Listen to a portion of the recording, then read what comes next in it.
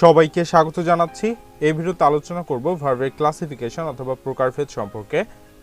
ভার্বকে সাধারণত দুই ভাগে ভাগ করা হয়েছে, একটা হচ্ছে ফাইনাইট ভার্ব এবং অন্যটি হচ্ছে নন ফাইনাইট ভার্ব। ফাইনাইট ভার্বকে আমরা আবার দুই ভাগে ভাগ করতে পারি, একটা হচ্ছে প্রিন্সিপাল ভার্ব এবং অন্যটি হচ্ছে অক্সিলারি ভার্ব। প্রিন্সিপাল ভার্বকে আবার দুই ভাগে ভাগ করা যায়, একটা হচ্ছে ট্রানজিটিভ এবং হচ্ছে ইন্ট্রানজিটিভ। অন্যদিকে অক্সিলারি ভার্বকে আবার দুই ভাগে ভাগ করা যায়, একটা হচ্ছে প্রাইমারি অক্সিলিয়ারি এবং অন্যটি হচ্ছে মোডাল অক্সিলিয়ারি। নন ফাইনাইট ভার্বকে আবার তিন ভাগে ভাগ করা হয়েছে, একটা হচ্ছে ইনফিনিটিভ, পার্টিসিপল এবং হচ্ছে জিরান্ড। এই ভিডিওতে ফাইনাইট ভার্ব সম্পর্কে ইন ডেপথ আলোচনা করার চেষ্টা করব। তো প্রথমেই দেখে নেই যে আসলে ভার্ব দ্বারা কি বোঝানো হয়। যে ওয়ার্ড কোনো ব্যক্তি, বস্তু বা স্থান সম্পর্কে বলার জন্য ব্যবহৃত হয় সেই ওয়ার্ডটিকে সাধারণত ভার্ব বলা হয়। তাহলে ব্যাপারটা ভেরি সিম্পল। ভার্ব দ্বারা কি করা হয়? ভার্ব দ্বারা সাধারণত কোনো কাজ করা বোঝানো হয় অথবা কোনো ব্যক্তি, বস্তু বা স্থান সম্পর্কে কিছু বলে থাকে ভার্ব। এখন ভার্বকে যদি আমরা দুই ভাগে ভাগ করি তাহলে প্রথম যেটি আসে সেটি হচ্ছে ফাইনাইট ভার্ব। তো ফাইনাইট ভার্ব আসলে জিনিসটি কি? ফাইনাইট ভার্ব হচ্ছে যে ভার্ব কোনো সেন্টেন্সের বক্তব্য সমাপ্ত করে এবং সেন্টেন্সের সাবজেক্ট অনুসারে যার রূপ নির্ণীত হয় সেটি হচ্ছে ফাইনাইট ভার্ব। একেবারে অতি সংক্ষেপে যদি বলতে চাই, একটা সেন্টেন্সের যে সাবজেক্ট আছে সেই সাবজেক্ট অনুসারে যার রূপের পরিবর্তনটা হবে সেটাই হচ্ছে ফাইনাইট ভার্ব, এবং যে ভার্বটা দ্বারা কি হবে, ওই সেন্টেন্সের বক্তব্য এন্ড হবে অথবা সমাপ্ত হবে। অর্থাৎ ওই সেন্টেন্সের অর্থটা পরিপূর্ণভাবে যেই ভার্ব প্রকাশ করতে পারে সেটাকে সাধারণত ফাইনাইট ভার্ব বলা হয়। আমরা দুইটা এক্সাম্পল দেখি। তো ফার্স্ট যে এক্সাম্পলটি রয়েছে, হি সিংস এ সং, এখানে কি করা হয়েছে? সে একটি গান গায়। তাহলে হি হচ্ছে সাবজেক্ট এবং এখানে এই সেন্টেন্সের ভার্ব হচ্ছে সিংস। তো এই ভার্বটি কি করে?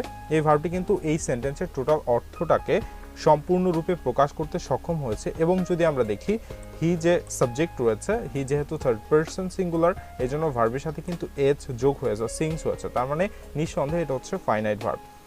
সেকেন্ড এক্সাম্পলটি যেটি রয়েছে, হি লাইকস সুইট, সে মিষ্টি পছন্দ করে।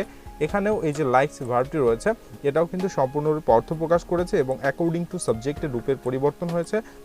মূলত হচ্ছে ভার্বটি হচ্ছে লাইক, যেটি কিন্তু সাবজেক্টের কারণে এখানে লাইকস হয়েছে, কারণ সাবজেক্ট সিঙ্গুলার, তাহলে ভার্বের সাথে কি এ যোগ করা হয়েছে, কারণ এটিও সিঙ্গুলার হবে তাই। ফাইনাইট ভার্বকে আমরা আবার দুই ভাগে ভাগ করতে পারি, একটা হচ্ছে প্রিন্সিপাল ভার্ব এবং অন্যটি অক্সিলারি ভার্ব। তো প্রথমেই দেখে নেই যে আসলে প্রিন্সিপাল ভার্ব ব্যাপারটা আসলে কি। যে ভার্ব অন্য কোনো ভার্বের সাহায্য ব্যতীত স্বাধীনভাবে সম্পূর্ণ অর্থ প্রকাশ করতে পারে সেই ভার্বটিকে সাধারণত প্রিন্সিপাল ভার্ব বলা হয়। প্রিন্সিপাল ভার্ব মানে হচ্ছে প্রধান ভার্ব, অর্থাৎ ওই সেন্টেন্সের যে মেইন যে কাজ সেটি কিন্তু প্রিন্সিপাল ভার্বই করে থাকে। এখন প্রশ্ন হচ্ছে আমরা আসলে কিভাবে প্রিন্সিপাল ভার্ব চিনতে পারি। তো প্রিন্সিপাল ভার্ব চেনার জন্য আমরা যদি সিম্পলি তিনটা বিষয় মাথায় রাখি তাহলেই আমরা প্রিন্সিপাল ভার্ব চিনতে পারবো। তো ফার্স্ট যে বিষয়টি রয়েছে সেটি হচ্ছে, কোনো বাক্যে যদি দেখি আমরা শুধুমাত্র একটি ভার্ব রয়েছে তাহলে নিঃসন্দেহে বুঝবো ওটি হচ্ছে প্রিন্সিপাল ভার্ব। অথবা সেকেন্ড যে বিষয়টি মাথায় রাখতে পারি সেটি হচ্ছে, কোনো বাক্যে যদি এস বা ইএচ যুক্ত শুধুমাত্র একটি ভার্ব থাকে তাহলে বুঝবো ওটি হচ্ছে প্রিন্সিপাল ভার্ব। আর থার্ড যে বিষয়টি সেটি হচ্ছে, একটা সেন্টেন্সে অক্সিলারি ভার্বের পরবর্তীতে যদি কোনো ভার্ব থাকে সেই ভার্বটি হচ্ছে ওই সেন্টেন্সের প্রিন্সিপাল ভার্ব। আমরা কয়েকটা এক্সাম্পল দেখি। তো ফার্স্ট যে এক্সাম্পলটি রয়েছে, আই ডিড দ্য ওয়ার্ক, আমি কাজটি করেছিলাম, রাইট। তো এই সেন্টেন্সে দেখি আই হচ্ছে সাবজেক্ট, সাবজেক্টের পরে যে ভার্বটি রয়েছে সেটি হচ্ছে ডিড। আমরা জানি ডিড হচ্ছে অক্সিলারি ভার্ব, কিন্তু আমরা দেখি এই সেন্টেন্সে শুধুমাত্র একটি ভার্ব রয়েছে যেটি হচ্ছে ডিড। তার মানে যেহেতু একটি ভার্ব রয়েছে তার মানে ডিড হচ্ছে এই বাক্যে অক্সিলারি না, প্রিন্সিপাল ভার্ব। সেকেন্ড বাক্যটি যদি দেখি, I M a student, right. তো এই বাক্যে দেখি আই হচ্ছে সাবজেক্ট, এরপরে যে ভার্বটি রয়েছে সেটি হচ্ছে অ্যাম। এখন প্রশ্ন হচ্ছে, অ্যাম তো অক্সিলারি ভার্ব হিসেবে ব্যবহৃত হয়, কিন্তু এখানে যদি আমরা দেখি এই সেন্টেন্সে শুধুমাত্র ভার্ব হিসেবে কিন্তু একটি ওয়ার্ডই রয়েছে, এই একটি ভার্বই রয়েছে, রাইট। তার মানে এটি কিন্তু এখন আর অক্সিলারি ভার্ব হিসেবে কাজ করতেছে না, এটি কিন্তু প্রিন্সিপাল ভার্ব হিসেবে কাজ করতেছে, রাইট। আমরা যদি থার্ড এক্সাম্পলটি দেখি, he likes sweet very much, এই সেন্টেন্সটিতে দেখব সাবজেক্ট রয়েছে হি এবং পরবর্তীতে যে ভার্ব রয়েছে সেটা হচ্ছে লাইকস, এরপরে যেটি রয়েছে সেটা হচ্ছে কমপ্লিমেন্ট বা অবজেক্ট যেটাই বলি না কেন। তো এখানে যে ভার্বটি রয়েছে সেটি কিন্তু অ্যাকর্ডিং টু সাবজেক্টের রূপ পরিবর্তন হয়েছে, সাবজেক্ট যেহেতু সিঙ্গুলার এই কারণে ভার্বের সাথে এর যোগ হয়ে লাইকটা লাইকস হয়ে গেছে, তার মানে নিঃসন্দেহে বোঝা গেছে এটি হচ্ছে প্রিন্সিপাল ভার্ব। এখন আমরা চলে যাচ্ছি অক্সিলারি ভার্বে। এখন আমরা দেখে নেই যে আসলে অক্সিলারি ভার্ব বিষয়টি কি। যে ভার্ব প্রিন্সিপাল ভার্বকে টেন্স, মুড, ভয়েস গঠনে সাহায্য করে সেটাকে সাধারণত অক্সিলারি ভার্ব বলা হয়ে থাকে, রাইট। আমরা একটা এক্সাম্পল দেখি, he has gone to school, সে বিদ্যালয়ে গিয়েছে, রাইট। তাহলে এই বাক্যটিতে যদি আমরা দেখি যে হি হচ্ছে সাবজেক্ট এবং হ্যাজ গন হচ্ছে ভার্ব ফ্রেজ, এরপর টু স্কুল হচ্ছে কমপ্লিমেন্ট বা অবজেক্ট, তো এখানে যে হ্যাজ গন, এখানে হ্যাজ হচ্ছে অক্সিলারি ভার্ব এবং গন হচ্ছে প্রিন্সিপাল ভার্ব, রাইট?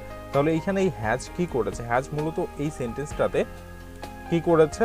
টেন্স গঠন করতে সহায়তা করেছে, রাইট? এবং এই হ্যাজ কিন্তু এই যে গন যে মেইন ভার্বটি এটাকে সহায়তা করেছে। এখন প্রশ্ন হচ্ছে আমরা অক্সিলারি ভার্ব কিভাবে চিনতে পারি, রাইট?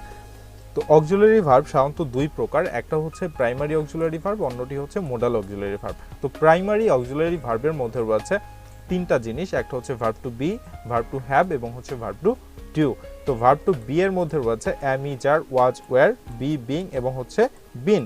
এবং ভার্ব টু হ্যাভ এর মধ্যে রয়েছে হ্যাভ, হ্যাজ এবং হ্যাড। এবং ভার্ব টু ডু এর মধ্যে রয়েছে ডু, ডাজ এবং ডিড। অন্যদিকে মোডাল অক্সিলারি এর মধ্যে রয়েছে shall, should, may, might, can, could, will, would এবং হচ্ছে মাস্ট। এবং এছাড়াও কিছু সেমি মোডাল অক্সিলারি রয়েছে যেগুলো আমাদেরকে মাথায় রাখতে হবে, সেটা হচ্ছে যে ought to, used to, need, dare, would, rather, এগুলোই। এখন প্রশ্ন হচ্ছে এক্ষেত্রে আমাদেরকে একটা খুবই গুরুত্বপূর্ণ বিষয় মাথায় রাখতে হবে অক্সিলারি ভার্বের বিষয়। আমরা যদি দেখি বাক্যে শুধুমাত্র একটি ভার্ব আছে এবং সেই ভার্বটি হয় ভার্ব টু বি অথবা ভার্ব টু হ্যাভ অথবা ভার্ব টু ডু এর মধ্যে যে কোনো একটি, রাইট? এগুলো যদি আমরা দেখি এবং তাহলে কিন্তু আমাদেরকে যে বিষয়টা বুঝতে হবে ওই ভার্বটি কিন্তু ওই সেন্টেন্সে অক্সিলারি ভার্ব হিসেবে ব্যবহৃত হচ্ছে না, ওটি কিন্তু প্রিন্সিপাল ভার্ব হিসেবে ব্যবহৃত হচ্ছে, রাইট? যেটা আমরা একটু আগে একটা এক্সাম্পলে দেখেছিলাম। এখন আমরা প্রিন্সিপাল ভার্বকে আবার দুই ভাগে ভাগ করতে পারি, একটা হচ্ছে ট্রানজিটিভ ভার্ব এবং অন্যটি হচ্ছে ইনট্রানজিটিভ ভার্ব। তো প্রথমেই যেটি রয়েছে ট্রানজিটিভ ভার্ব, আমরা হচ্ছে ট্রানজিটিভ ভার্ব সম্পর্কে একটু দেখি আসলে ট্রানজিটিভ ভার্ব কি।